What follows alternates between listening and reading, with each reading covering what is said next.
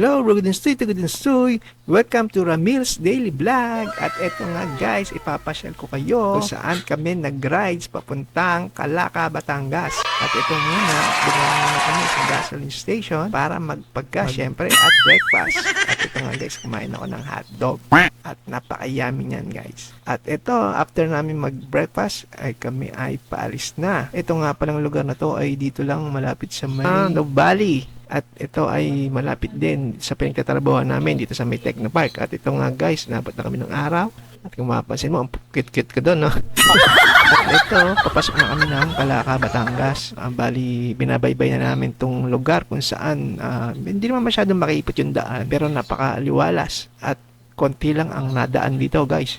Kung mapapansin mo, halos kami lang, di ba? Napakaluwag ng kalsada dito. At ito, dumaan muna kami sa beach ng Calaca. Actually, nasa Calaca na kami guys. Napag-desisyon na ng grupo na dumaan muna sa beach para mag-aliw or mag-sightseeing.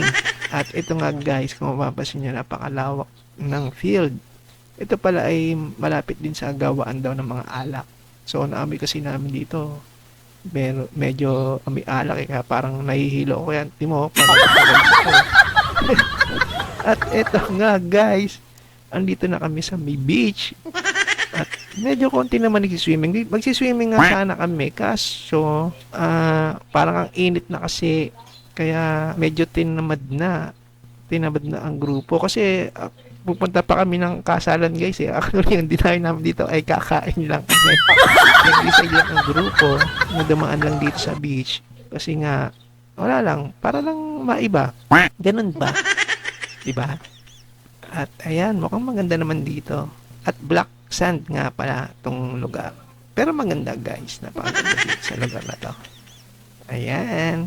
At see you sa next edition ng aking vlog. At ayun guys, abangan nyo kung paano kami ay pag-gate crash sa kasalan.